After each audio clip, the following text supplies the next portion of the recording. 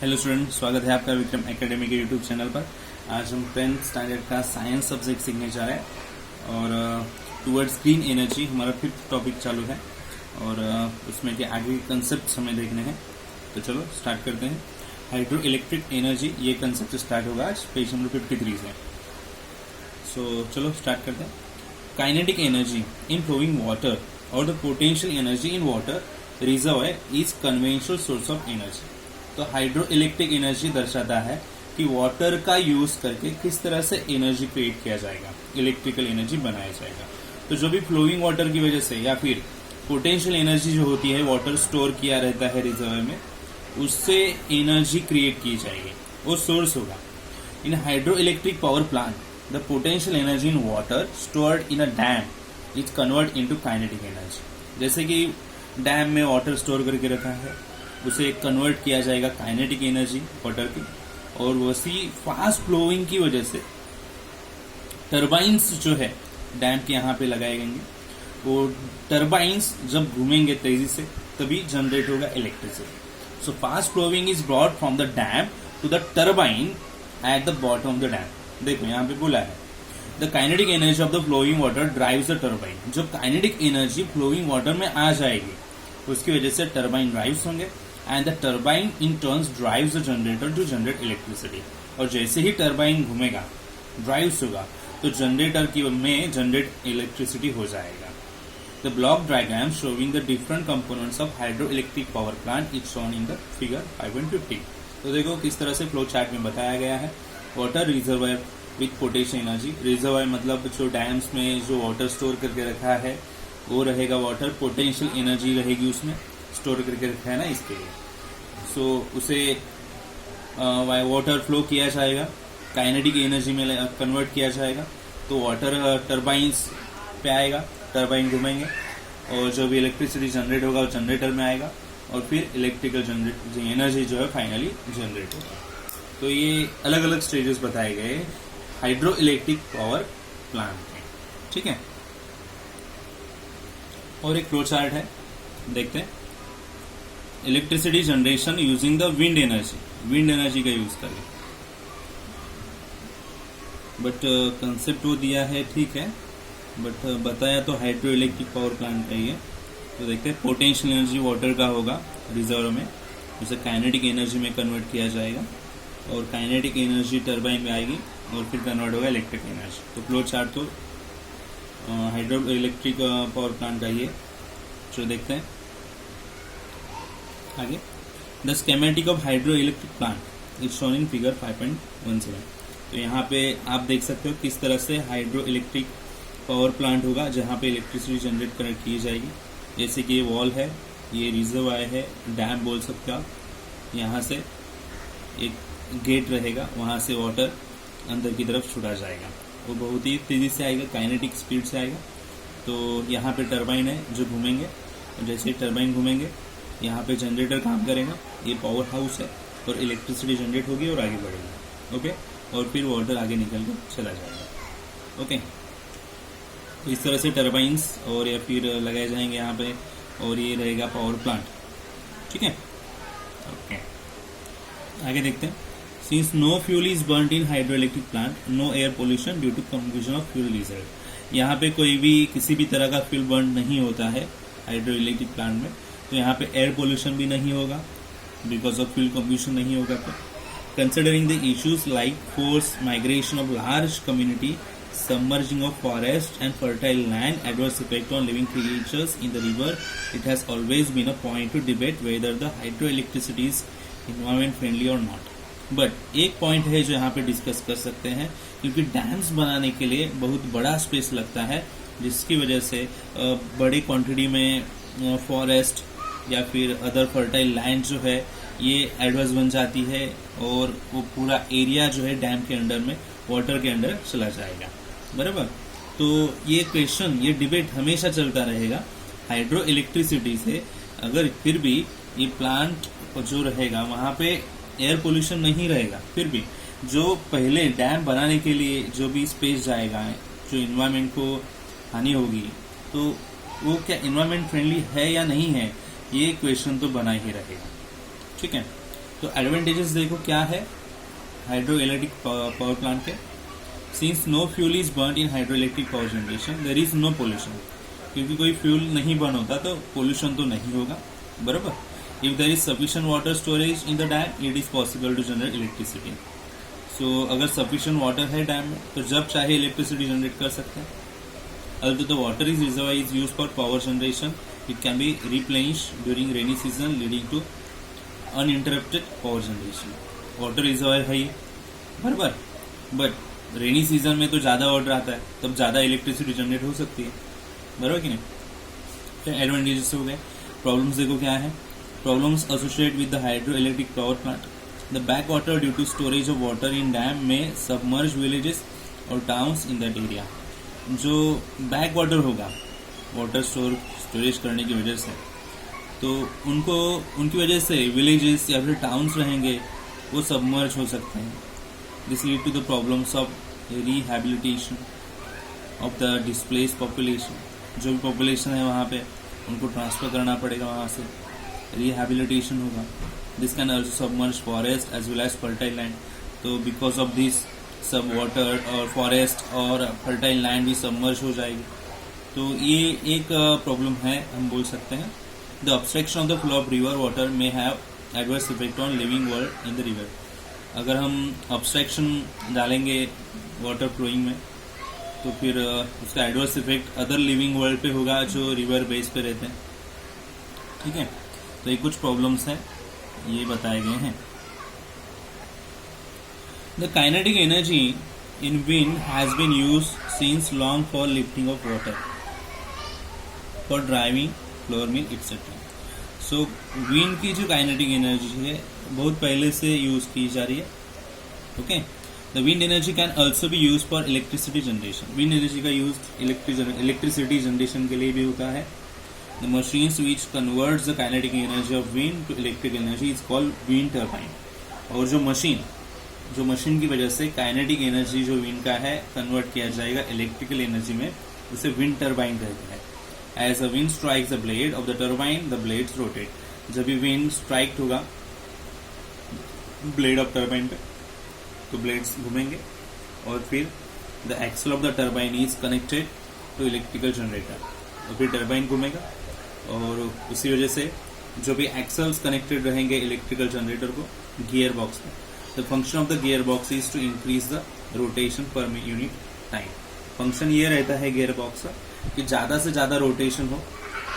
जैसे rotating blades drive the turbine, तो उसी रोटेटिंग ब्लेड की वजह से टरबाइंस चलेगा and the turbine in turn drive the generator to generate electricity. और टरबाइन की मदद से जनरेटर चलेगा और जनरेट होगी electricity. Various stages in the wind energy generation system can be shown in figure 5.19 and schematic of windmill is shown in the figure 5.20। तो दोनों figures यहाँ पे दिए गए किस तरह से यूज होगा।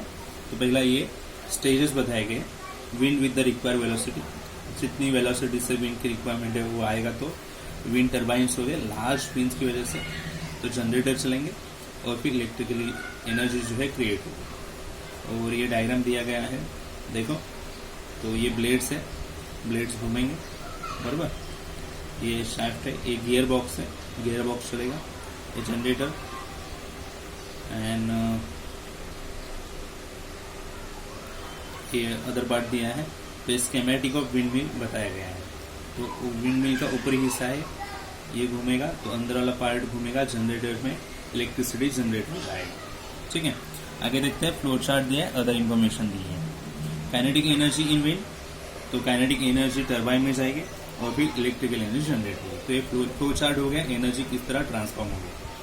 Wind turbines with capacity right from less than 1 kilowatt to about 7,000 kilowatt are commercially available depending on the wind velocity available at the site of installation. Wind turbine with specific capacity selected. तो पहले देखा जाएगा वो site पे install करने से पहले कि वहाँ पे कितनी वेलोसिटी से विंड जो है फ्लो हो रहा है, और उसी तरह का कैपेसिटी वाला जो विंड टर्बाइन है वहाँ पे फिट किया जाएगा। तो wind velocity at a specific location depends on many geographical factors, और वो स्पेसिफिक लोकेशन पे वेलोसिटी विंड का कितना है ये डिपेंड होगा वहाँ के ज्योग्राफिकल फैक्टर्स कैसे है उस पर, ठीक है। Wind velocity is usually high on sea shores पे विंड वेलोसिटी सबसे ज्यादा होती है. Environment is appropriate for installation of wind turbine. तो इस तरह का जो इन्वायरमेंट होगा इंस्टॉलेशन के लिए अच्छा होगा विंड टर्बाइन के. Wind energy is a clean energy source. ये अच्छा और क्लीन एनर्जी सोर्स है. The wind velocity necessary for wind energy generation is not available everywhere. तो विंड वेलोसिटी का जरूरी है विंड एनर्जी जनरेशन के लिए, बट ये हर जगह अवेलेबल नहीं होती. In that sense use of wind energy is limited. इसलिए विंड एनर्जी यूज करना ये लिमिटेड है. Okay. Electrical energy generation using solar energy. वही सोलर एनर्जी का यूज करके using the energy in the sunlight electrical energy can be generate in 2 ways. 2 तरह से sunlight का यूज करके इलेक्ट्रिकल एनर्जी जनरेट की जा सकती है. First, in all the above methods of electricity generation, we have studied the electric generator is driven by using some source of energy. ऊपर के सब एग्जाम्पल्स में हमने ऐसा देखा कि इलेक्ट्रिकल जनरेटर वहां होते हैं, वो चालू करने पड़ते हैं एनर्जी जो अवेलेबल होगी, सोर्स जो अवेलेबल होगा उसकी मदद से, और फिर इलेक्ट्रिसिटी जनरेट हो जाएगी. बराबर. Electrical energy can be generated directly from solar radiation without using generator. But जो जनरेटर विदाउट जनरेटर की मदद से रेडिएशन की यूज से इलेक्ट्रिसिटी जनरेट हो सकती है without using the principle of electromagnetic induction. यहाँ पे प्रिंसिपल भी यूज नहीं करना पड़ेगा इलेक्ट्रोमैग्नेटिक का. This happens in solar photovoltaic sales. ये कहाँ पे होगा? सोलर फोटोवोल्टिक सेल पे. Solar photovoltaic sales convert the solar energy directly into electrical energy. क्योंकि ये सोलर फोटोवोल्टिक जो सेल होते हैं वो डायरेक्टली इलेक्ट्रिकल एनर्जी में कन्वर्जन करते हैं सोलर एनर्जी का. तो बाकी ये जनरेटर और फिर इलेक्ट्रोमैग्नेटिक इंडक्शंस है उनकी मदद नहीं पड़ती यहाँ. ठीक है. Second, in the second method the energy solar radiation is convert into thermal energy first. तो सेकेंड वे क्या है? सोलर रेडिएशन जो है वो कन्वर्ट किए जाएंगे थर्मल एनर्जी में, and then turbine generator system is driven using that thermal energy to generate electricity. और फिर वो टर्बाइन जनरेटर यूज किए जाएंगे थर्मल एनर्जी की मदद से, और फिर इलेक्ट्रिसिटी जनरेट हो जाएगी. ठीक है. अभी दोनों का हम ठीक से स्टडी करेंगे. पहला तो स्टडी करना है सोलर फोटोवोल्टिक सेल्स. ठीक है. चलो आपके सामने है. Solar photovoltaic cell converts the solar radiation energy directly into electric energy. ये तो हमने देखा कि सोलर रेडिएशन का किस तरह से डायरेक्टली इलेक्ट्रिकल एनर्जी कन्वर्जन होगा. इससे ही हमें कहना है solar photovoltaic effect. The electrical energy generated through this energy transformation process is DC in nature. So DC form में ये इलेक्ट्रिकल एनर्जी जो है ये एनर्जी जो है नेचर में है. The solar cells are made of a special type of material called semiconductor. मतलब सिलिकॉन से.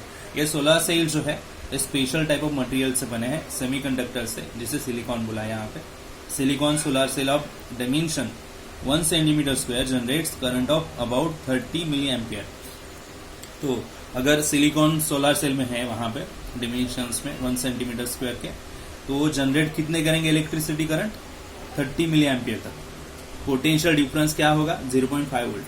जैसे silicon solar cell of dimension 100 centimetre square का अगर होगा तो 3 एम्पियर की जनरेट होगी करंट.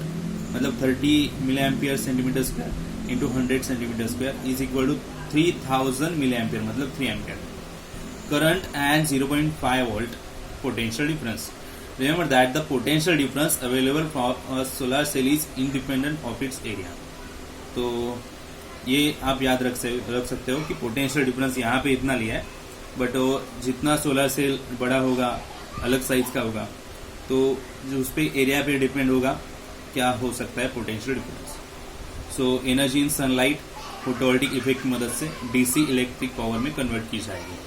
ठीक है. The power available from the solar cell is DC.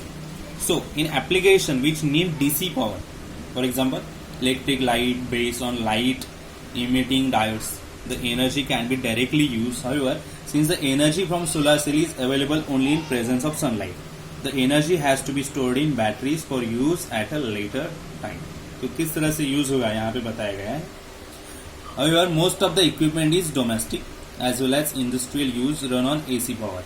ज्यादा से ज्यादा इक्विपमेंट्स डोमेस्टिक और इंडस्ट्रियल यूज में एसी पावर की मदद से चल रहे हैं. In such case the DC solar power must be convert to AC power. तो ऐसे केस में डीसी सोलर पावर कन्वर्ट होनी चाहिए एसी पावर में, और फिर इलेक्ट्रॉनिक डिवाइस चल पड़ेंगे. बराबर. तो सोलर सेल बैटरी में कन्वर्ट, बैटरी से इन्वर्टर, इन्वर्टर से electrical equipment working on AC power में कन्वर्ट हो जाएंगे। तो ये फ्लो चार्ट दिया गया है। आगे देखते हैं, ये डायग्राम दिया गया है schematic of solar photovoltaic station, इस तरह से होगा। ठीक है, we have seen that many solar panel can be connected together to generate whatever energy we need. जितनी एनर्जी हमें चाहिए वो एनर्जी कन्वर्ट करने के लिए सोलर पैनल्स एक दूसरे से अटैच किए जाएंगे। DC power generated from this panel is first convert into AC power. पहले तो डीसी पावर कन्वर्ट की जाएगी एसी पावर में। Transformer transform the voltage and current levels of the generated power and then it is fed into the electrical distribution network. तो पहले transformer क्या करेगा, transform करेगा वोल्टेज, करंट लेवल्स जो generate होगा। Okay, which is a schematic diagram यहाँ पे दिया गया है, वो देख सकते हो आप। In this way electricity is generated without any fuel combustion. तो इस तरह से इलेक्ट्रिसिटी जनरेट होगी, कुछ भी फ्यूल कंब्यूशन यहाँ पे नहीं होगा, एयर पोल्यूशन नहीं होगा, एनर्जी जनरेट होगी सोलर रेडिएशन की मदद से। Solar cell can generate electricity during day time only, but ये डे टाइम को ही जनरेट कर सकते हैं, आपको पता है सन डे में ही अवेलेबल होता है, बराबर। Solar thermal power plant, we have seen that thermal energy generated from coal and nuclear fuel can be use to generate electricity. तो हमें पता है थर्मल एनर्जी जनरेट की जाती है नॉर्मली कोल और न्यूक्लियर फ्यूल की मदद से, बराबर। Thermal energy can also be generate from solar thermal power plant की मदद से, मतलब सोलर रेडिएशन की मदद से थर्मल एनर्जी जनरेट की जा सकती है। अगर थर्मल एनर्जी जनरेट की गई तो थर्मल एनर्जी की मदद से इलेक्ट्रिसिटी क्रिएट की जा सकती है, which will be use for electricity production. Different stages दिए गए यहाँ पे देखो। Concentrators for collecting sunlight, sunlight concentrate करनी पड़ेगी, absorbing the concentrated sunlight, and steam turbine होंगे, इलेक्ट्रिक जनरेटर होगा और फिर इलेक्ट्रिकल एनर्जी होगी। तो डिफरेंट स्टेजेस दिए है सोलर थर्मल पावर प्लांट के, ठीक है। And shown in figure 5.30, many reflectors reflect and concentrate solar radiation on absorbers. Their solar energy is converted into heat energy. Using this heat energy, steam is generated to drive the turbine and generator. Okay, तो कुछ diagrams यहाँ पे दिए, आप देख सकते हो schematic solar thermal power plant के, तो आपको अंदाजा आ जाएगा किस तरह से सोलर एनर्जी जनरेट होने के लिए वो जरूरी है। तो ये सोलर पैनल्स, स्टीम, एक पावर ग्रिड, टर्बाइंस यहाँ पे, जनरेटर रहेगा, कंडेंसर, वाटर कूलिंग रहेगा, पंप, फिर वापस वाटर आएगा यहाँ पे, सोलर पैनल की मदद से स्टीम क्रिएट होगा, टर्बाइन घूमेंगे और एक जो फ्लो है चलता रहेगा। देखो यहाँ पे भी दिया है इस तरह से, flow of hot water, absorb हो रहेगा, स्टीम बनेगी यहाँ पे, इधर से वाटर आएगा, ठीक है। और ये सन की मदद से किया जाने वाले यहाँ पे सोलर पैनल बैठाया गया है, ठीक है। ओके, तो आज के वीडियो के कंसेप्ट एंड हो चुके हैं। हमारा जो 5th टॉपिक चालू था वो एंड हो चुका है। आप देखिए समझ में आया नहीं, आप मुझे पूछ सकते हैं अगर कुछ डाउट है तो कमेंट सेक्शन में, ठीक है। अभी मिलेंगे हम नेक्स्ट वीडियो में, नए वीडियो में, नए लेसन के साथ, नए कंसेप्ट के साथ। तब तक के लिए गुड बाय, टेक केयर।